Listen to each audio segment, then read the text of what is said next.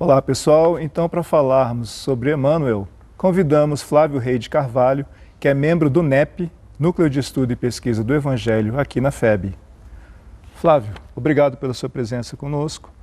E então pergunto para você, quem foi Emmanuel? Bom, primeiramente eu gostaria de agradecer por estar aqui e saudar todos aqueles que estão nos assistindo nesse momento. Mas indo agora à resposta, Emmanuel, em linhas gerais, para uma primeira aproximação, para aqueles que nos assistem nesse momento, é observarmos ele como o coordenador de toda a atividade mediúnica de Francisco Cândido Xavier, durante toda a sua encarnação. Fora isso, alguns preferem falar que ele foi o mentor de Chico Xavier, foi o guia espiritual de Chico Xavier, mas para nós, a sua atividade é um pouco mais ampla. Ele não tinha um compromisso só com Chico Xavier, mas ele tinha um compromisso com a pátria do Evangelho.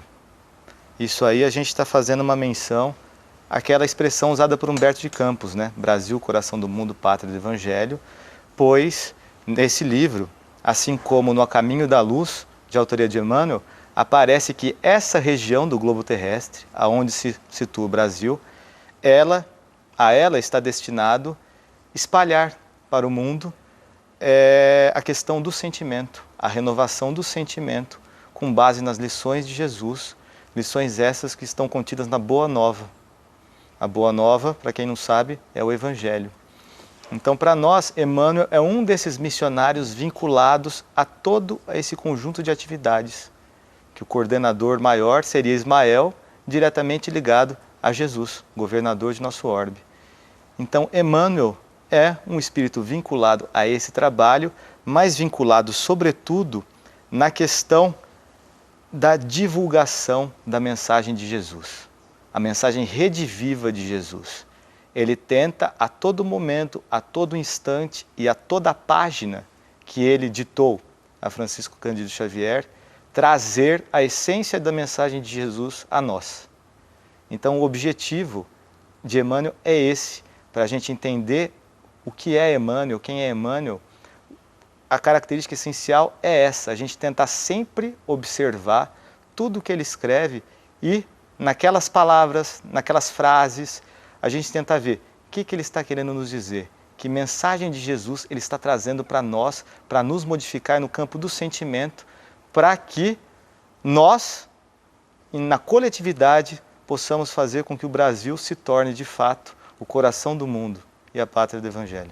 Flávio, há uma dúvida sobre a postura de Emmanuel em relação a Chico, ou até mesmo dentro da literatura, de ele ser uma pessoa assim muito austera, talvez um pouco muito ríspida, né? Inclusive em alguma produção a gente viu o tratamento dele no episódio do avião. E era assim mesmo, Emmanuel? Emmanuel, na verdade, quando a gente vê a sua relação com Chico, esses detalhes curiosos e às vezes com um tom que vira meio jocoso, né?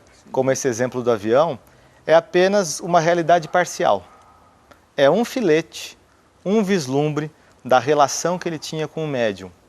A gente não pode negar que ele era um espírito rígido, um espírito que controlava e tentava seguir à risca aquilo que ele havia Ele mesmo tinha dito, né? negociado com Chico Xavier. Exato. Disciplina, disciplina, disciplina. Então ele seguia à risca isso, a questão da disciplina, para o médium não titubear, em função do grande trabalho que esse médium tinha nas mãos, que era psicografar as suas obras, e ele, Emmanuel, de passar essas obras também, porque essas obras teriam um papel, como estão tendo hoje em dia, essencial para a divulgação e para o conhecimento do Evangelho de Jesus. Então, a relação que a gente vê de Chico com Emmanuel, por meio dessa parte excessivamente ríspida, excessivamente rígida, é algo parcial. A rigidez sempre esteve presente, mas a gente não pode esquecer que era uma rigidez como se fosse numa relação de pai para filho. Era uma rigidez, mas uma rigidez de quem via adiante. Ele falava, não faça isso, porque isso não gerará bons frutos. Aí ele já cortava. Ele sabia o que estava em jogo, assim como um pai, quando está orientando uma criança, sabe que a ação ou não daquela criança poderá gerar bons frutos. E essa relação de Chico Xavier com Emmanuel, nesse tipo de dinâmica, como se fosse de pai para filho, não seria a primeira vez. Isso aconteceu no livro há 2000 anos, na história. Quando ele era o senador Públio Lentulus, a sua filha Flávia era Chico Xavier. No livro Ave Cristo, Emmanuel era Basílio e sua filha chamava-se Lívia, que era também reencarnação do espírito Francisco Cândido Xavier. Então a gente vê que eles já tinham uma certa familiaridade. Daí eles trabalharem dessa maneira. Mas a gente pode perceber, como eu já tive a oportunidade de ver em Pedro Leopoldo, no Centro Espírita Luiz Gonzaga, que foi fundado pelo Chico, há um pequeno bilhete mandado por Emmanuel a Chico, ele psicografou, e o Emmanuel dizia: filho, aguente só mais algumas horas. Ele pede assim como um verdadeiro pai para que Chico estava cansado, ele varava as noites, dormia muito pouco, e por aí a gente vê a doçura desse espírito. Ao mesmo tempo que ele orientava com rigidez, ele também acalentava Chico Xavier. Só que essas coisas não são tão divulgadas, porque isso não é engraçado, isso às vezes não é cômico, não gera risadas, então as pessoas não falam. Tratam como se fosse uma coisa comum para destacar esse outro lado, mas existem os dois. Emmanuel nem é tão rígido quanto passam, nem é tão, como é que a gente pode dizer assim, tão extrovertido, talvez, quanto outras pessoas passariam também. Ele é um espírito que dosava, até em função da posição dele de orientador espiritual do médium. Ele sabia o que ele fazia em cada momento e tomava a medida, a gente imagina, adequada, né? Sim, até como o próprio Chico, né? A gente tem uma figura de Chico também tranquilo nas atividades dele, mas ele também tinha os momentos de humor, momentos engraçados, né? Algumas literaturas a gente consegue ver isso, né? E era exatamente isso que o Emmanuel às vezes controlava, para a coisa não sair às vezes do trilho, daquele ponto ideal. Por isso que às vezes ele chegava, ele cortava, às vezes ele conversava, dava uma brincadinha, etc. Mas é para manter a coisa no ponto, naquele nível ideal. Então a gente tem que entender que há várias atitudes, várias facetas e vários modos de agir. Não só esse modo excessivamente ríspido, apesar dele ter existido sim, as horas em que ele foi ríspido. Mas não foi só isso. Na verdade, Emmanuel agiu verdadeiramente como um pai de Chico Xavier. E como todo pai, há momentos e momentos, né, para cada atitude. E esse foi um fator importante para que ele pudesse concluir com êxito seus trabalhos, né, o próprio Chico, né? Essencial. A gente pode dizer que sem Emmanuel não haveria um Chico Xavier. Não só pelo conteúdo das obras, mas pela conduta, pela maneira como o médium exemplificou durante toda a sua vida. Tudo isso foi conduzido e orientado por Emmanuel, seguindo aqueles ditames da disciplina, disciplina, disciplina. Flávio, vamos fazer um pequeno intervalo e a seguir continuamos a nossa conversa sobre Emmanuel.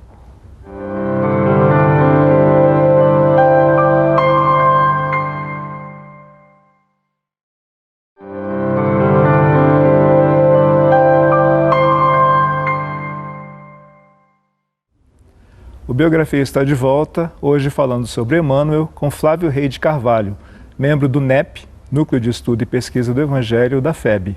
Você em casa está vendo uma imagem sobre o encontro de Chico Xavier e Emmanuel. Flávio, essa imagem ela é conhecida, você pode falar sobre ela? Essa imagem que vocês estão observando, ela trata do primeiro encontro de Chico Xavier com Emmanuel. Não o primeiro encontro de fato, pois Emmanuel acompanhou Chico Xavier desde o início de sua reencarnação, aqui no nosso planeta, dessa última encarnação. Mas foi o primeiro momento em que ele viu Emmanuel, que Emmanuel se mostrou presente a ele. Essa figura, a pintura no caso, ela é de autoria de Napoleão Figueiredo. Ela foi encomendada pelo documentarista Oceano Vieira de Mello. Ela ficou exposta em Pedro Leopoldo desde 2010 até o final de 2013. E entre o final de 2013 e fevereiro de 2014, ela ficou exposta na Federação Espírita Brasileira. Essa imagem, para a gente tentar entender um pouco, para a gente tentar localizar um pouco no tempo e no espaço, a gente daria a temporalidade dela como ocorrida em fins de 1931. Esses são os detalhes que alguns daqueles amigos de Chico nos revelaram, como Clóvis Tavares, por exemplo, no livro Amor e Sabedoria de Emmanuel, no livro 30 anos com Chico Xavier. Então ele nos diz que ocorreu no final de 1931. Ele nos diz também, em termos geográficos, que ela ocorreu no chamado Açude do Capão, um açude que estaria localizado no Ribeirão da Mata, nas proximidades de Pedro Leopoldo. Na época, era um local bastante bonito, bastante agradável. Hoje em dia, o açude ainda existe, todavia as águas não são tão límpidas.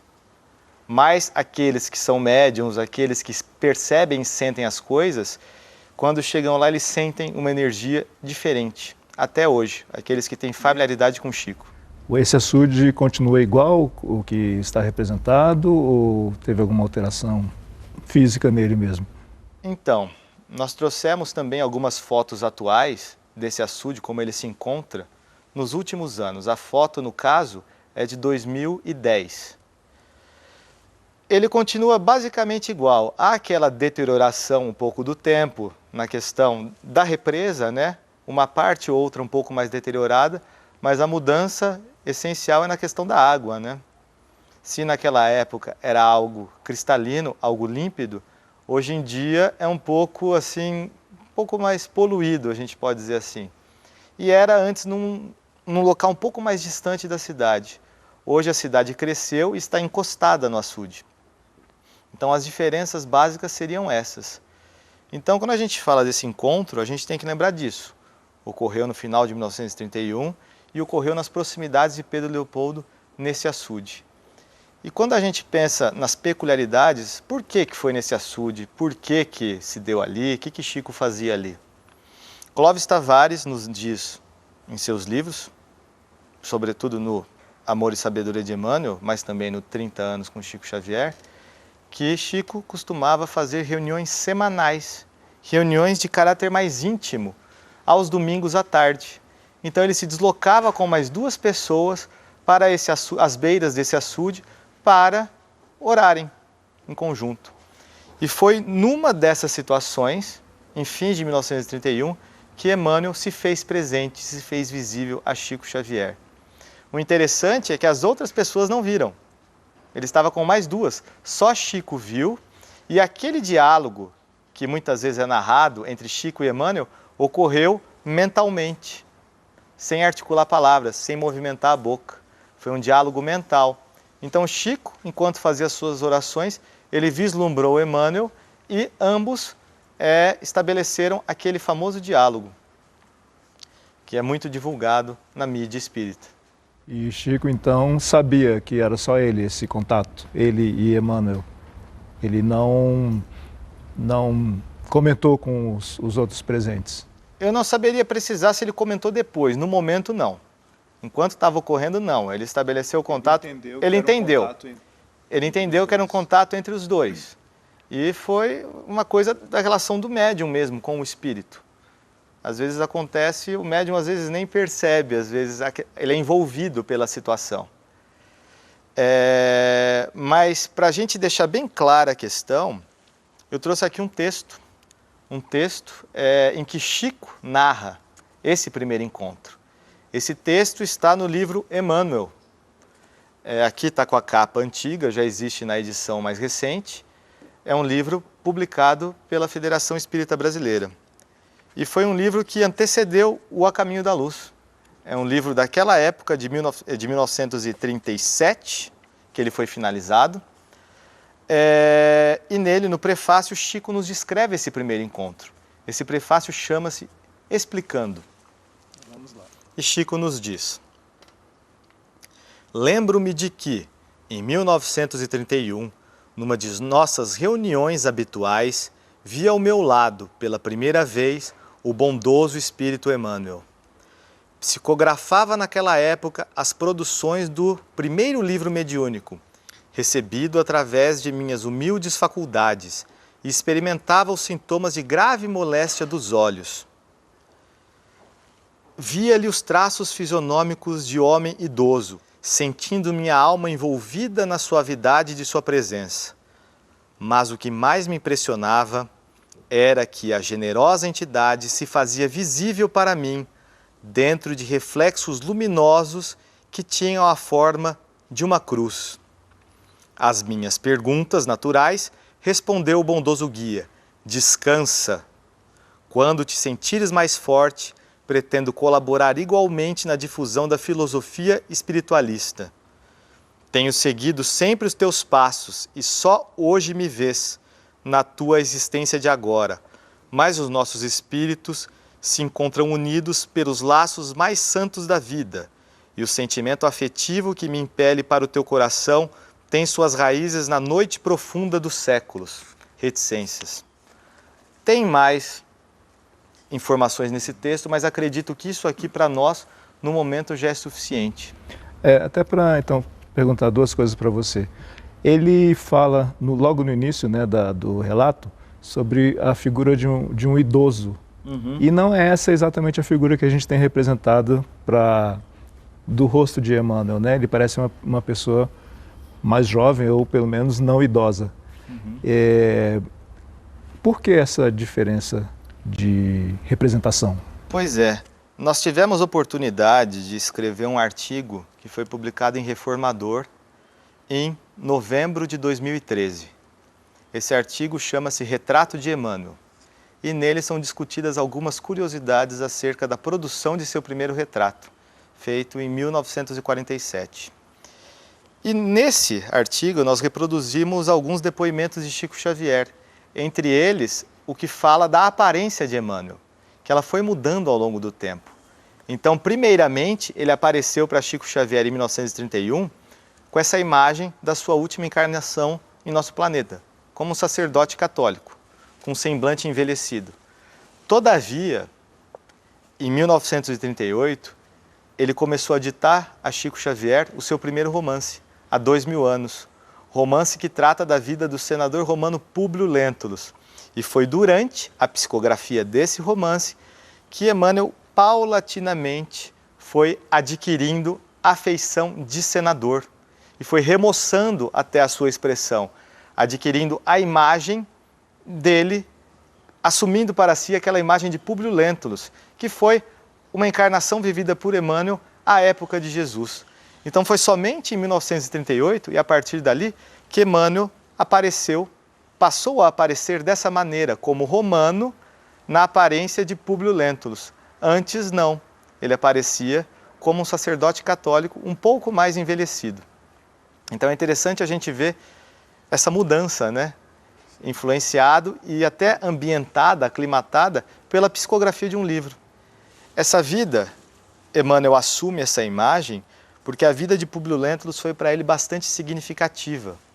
Não tanto pelos acertos, mas sobretudo pelos aprendizados. Ele teve a oportunidade de conviver com Lívia, sua esposa, uma alma de caráter mais sublime, que veio ajudar ele naquela encarnação. Todavia, ele não soube aproveitar esse momento. Ao mesmo tempo, ele teve um encontro com Jesus, um encontro tete a tete com Jesus, frente a frente, onde o Cristo fez um chamado para ele: pegue a minha mão e poupe os séculos de sofrimento. E quando a gente lê o livro, a gente observa Emmanuel, a gente vê que ele não pegou a mão de Jesus por orgulho da sua posição social naquele momento, como senador romano. E Jesus ainda fala: por que você não me procurou à luz do dia, em praça pública, ao meio-dia? Que você se redimiria ali, deixando seu orgulho, seu egoísmo de lado. Mas ele não o fez. E Emmanuel, na introdução do livro Há 2000 anos, ele nos diz que aquilo está vivo na sua consciência. Aquele chamado de Jesus marcou a sua alma para sempre.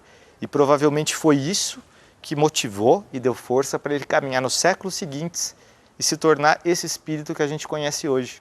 E ele diz que se passaram 20 séculos a semelhança de 20 dias na consciência de um espírito imortal. Então, para ele, aquilo está muito vivo. Então, a gente vê daí o significado e por que ele assumiu essa imagem. Porque foi com essa imagem que ele encontrou Jesus, que Jesus o chamou. Apesar dele não ter atendido, naquele instante, o chamado de Jesus, aquilo ficou gravado na sua alma para sempre e até hoje. Então, daí ele ter assumido essa imagem, daí ele passar essa imagem para nós. Até para nós nos reconhecermos, porque quando a gente lê o livro há 2000 anos, a gente vê que Públio Lentulus tem muitas falhas, comete muitas faltas. Ele ainda é refém do seu orgulho, refém do seu egoísmo, refém da sua vaidade. Mas isso nos serve de roteiro para nós, porque grande parte de nós, se não a maioria, estamos em posição semelhante ou muito próxima daquilo.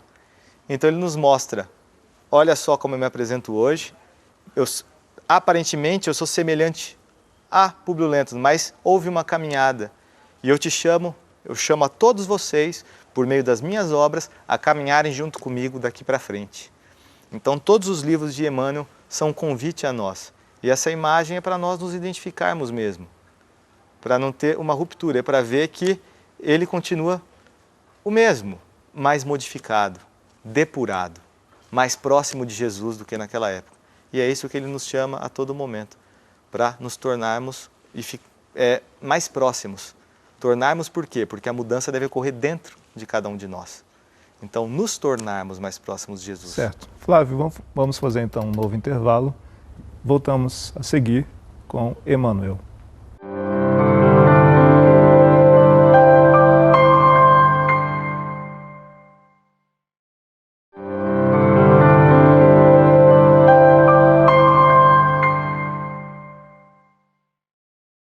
Voltamos com a biografia, hoje falando sobre Emmanuel, e você em casa está vendo a mais conhecida representação de Emmanuel. Flávio, essa imagem que está exibida é a mais conhecida de Emmanuel. Pois é, essa imagem que vocês estão observando, ela foi uma das elaboradas por Delpino Filho. O nome artista é o nome completo do artista é Alberto André Delpino Filho, um artista mineiro. Essa particularmente, porque houveram várias reproduções depois, mas essa que está sendo mostrada foi feita particularmente em outubro de 1947. Alberto André Delpino Filho havia conhecido Chico Xavier em 1933, em Belo Horizonte, e havia manifestado interesse em algum dia retratar Emmanuel. Ele pediu informações para o médium, etc. E o que Chico nos relata, conforme nós pudemos transcrever nesse artigo que saiu em novembro de 2013 no Reformador, é que Delpino Filho apareceu no final de setembro de 1947, lá em Pedro Leopoldo, incentivado por médiuns videntes de Belo Horizonte, que já haviam visto Emmanuel.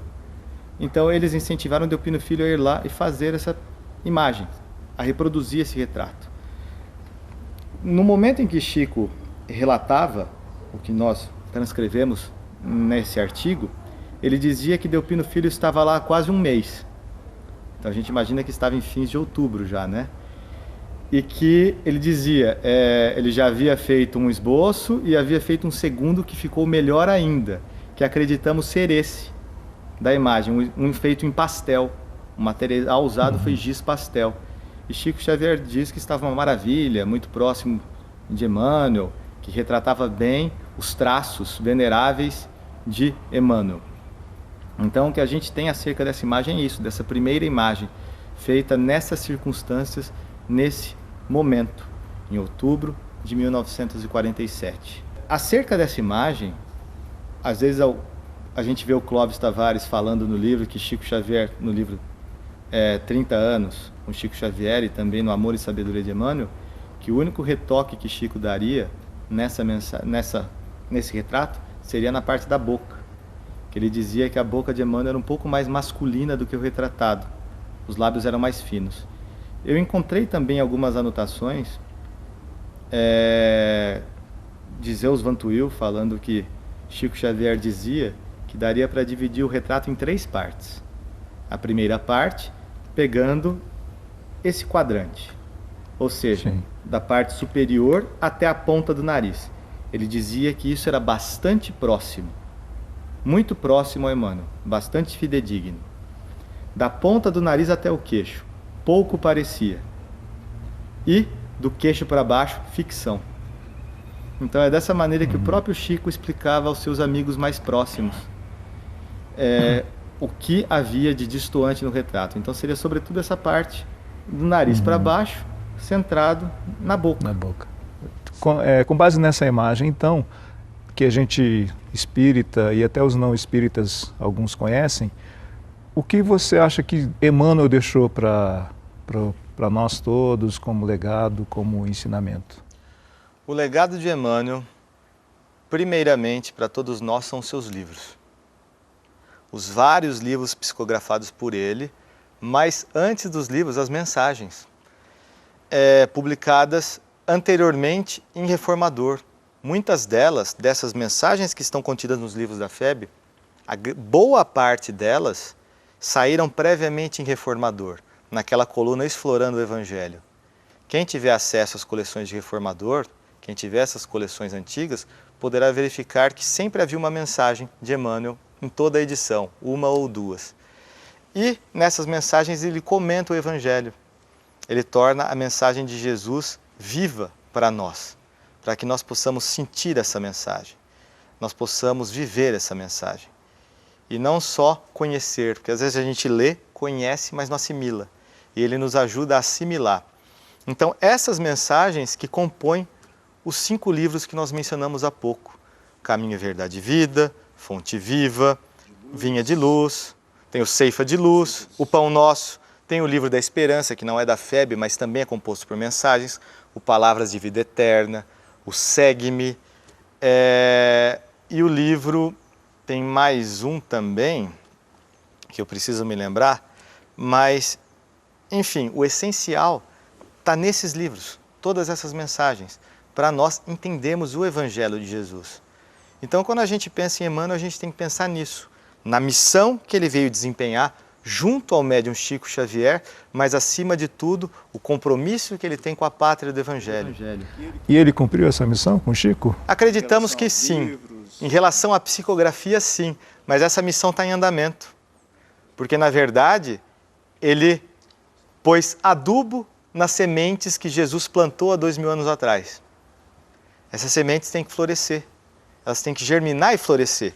E cabe a nós fazer isso. E essas obras irão nos auxiliar a isso. Então é uma missão, a primeira etapa foi cumprida, ou seja, materializar essas mensagens, tornar elas disponíveis ao grande público. Ou seja, por intermédio da psicografia, por intermédio das editoras, por intermédio da divulgação dessas mensagens.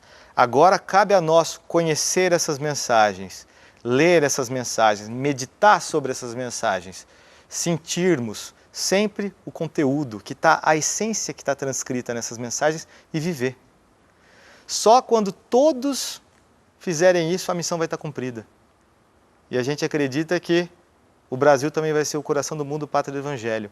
Então é uma missão que ela, em termos da psicografia, foi cumprida, mas ela está em andamento. E faz parte, então, da nossa fase de regeneração, que o planeta está passando agora. Emmanuel escreveu dali para frente. Ou seja, espíritos que estão nascendo agora provavelmente terão acesso às mensagens de Emmanuel e essas mensagens influenciarão a sua vida. Daqui 50 anos, podemos acreditar que sim. Muitos de nós, ou quase todos nós que estamos aqui nesse programa, nesse momento, aqui nessa gravação, não nascemos na época em que Emmanuel psicografou essas mensagens. Muitas delas são de 70 anos atrás. Então ele psicografou, nós já pegamos essas mensagens e elas estão nos ajudando. Então nós fazemos parte já desse legado, desse prosseguimento da missão. Porque conforme Jesus veio, Jesus diz, ele não veio destruir leis ou profetas, mas cumprir, dar prosseguimento, preencher. Emmanuel vem nessa mesma esteira, ele vem dar prosseguimento à lição de Jesus, não acrescentando coisas novas, não, mas tornando ela acessível a nós, para que nós possamos preencher os nossos corações de bondade, benevolência, amabilidade, doçura e por aí vai. Aquelas coisas que Paulo de Tarso vai definir como frutos do Espírito na carta a Gálatas. Então, com isso, a gente pode dizer que Emmanuel conseguiu cumprir sim aquilo que ele se propôs. Cabe agora a nós dar prosseguimento a isso. Cumprir a coisa em sua plenitude, ou seja, fazer com que a nossa semente do Evangelho brote. E se todas as sementes, se cada um tomar conta da sua e elas desabrocharem, o nosso mundo vai regenerar. Então, com todos esses ensinamentos que Emmanuel deixa em suas mensagens, hoje para o espírita fica muito mais fácil da gente pôr isso em prática? Sem dúvida alguma, porque na mesma linha definida por Allan Kardec, o Evangelho segundo o Espiritismo, Emmanuel também vai tratar do ensino moral. Ele não perde tempo com coisas sofismáticas, coisas que agradam ou ilustram a razão humana, mas ele foca nessa questão do ensino moral. Aquele ensino que modifica a nossa conduta, tanto na esfera íntima, em relação a nós mesmos, quanto na esfera exterior, em relação aos outros. Então Emmanuel trabalha isso, assim como Kardec trabalhou no Evangelho segundo o Espiritismo. Então ele é uma obra corolária, uma obra que dá prosseguimento, que complementa a obra de Kardec. Por isso é que Emmanuel disse, se alguma vez eu entrar em contradição com Kardec, me deixe e fique com Kardec. Então a obra dele está em harmonia com a de Kardec e focando exatamente nessa questão do ensino moral de Jesus, que é o aspecto de todas as lições do Cristo que nos fará modificar internamente e nos fará evoluir do ponto de vista espiritual. Mas como o Chico diz numa de suas frases, né? O Jesus não pediu que escalássemos o Everest, mas que apenas nos amássemos. Então, com esse tipo de frase, vem corroborar tudo aquilo que Emmanuel trouxe para a gente, através de Chico e de suas obras. E como você acha que o espírita consegue fazer isso mais fácil? É uma coisa difícil, né? Porque todos nós estamos nesse barco, né? De tentar mudar. Mas como a gente mencionou há pouco, mas não disse o autor, né? Aquela coisa do conhecer a mensagem do Evangelho, meditar sobre a mensagem do Evangelho, sentir a mensagem do Evangelho e viver a mensagem do Evangelho. Isso aí está no livro Renúncio. É uma fala de Alcione retratada por Emmanuel.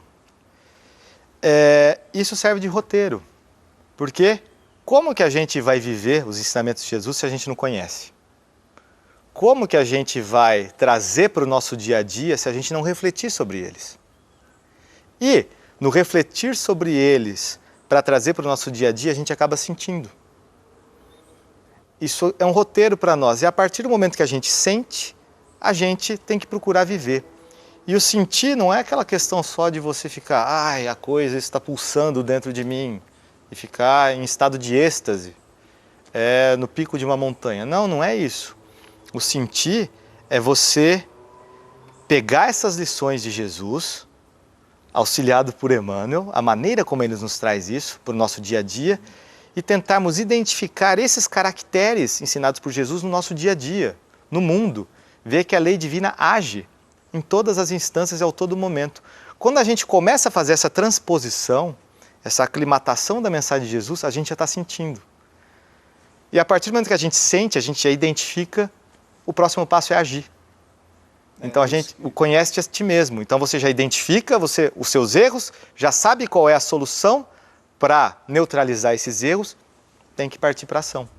Isso, então é o que eu queria reforçar, era que esse sentir a mensagem não é só dentro de um centro espírita, né? Você tem que sentir em cada núcleo da sua vida, trabalho, principalmente a família. É a gente tentar identificar todos esses ensinamentos de Jesus no nosso dia a dia. Sempre que acontecer um fato, você pensa, aquele fato parece aquela ocasião em que Jesus falou com uma pessoa X. É muito parecido. Aí você vê, o que ele falou pessoa X? Tal. Então, será que então a maneira de agir numa situação como essa seria similar àquela que Jesus orientou? Começar a fazer isso e a partir daí a gente agir. Não que a gente vá conseguir chegar a Jesus nessa encarnação, mas pensar, né, o que Jesus faria nessa situação. Ou seja, a gente fazer com que o Evangelho deixe de ser letra morta, um livro empoeirado na prateleira, e a gente, tirando o espírito da letra, esse espírito vivifica dentro de nós. Então nós passamos a ser as cartas vivas do Evangelho. O Evangelho passa a viver em nós, nas nossas ações, nas nossas atitudes, nos nossos pensamentos. Flávio, obrigado então pela sua presença aqui no Biografia. Muito esclarecedora as suas informações sobre Emmanuel. Tenho certeza que o pessoal em casa gostou bastante. Agradecemos a sua audiência e esperamos revê-los aqui no próximo Biografia.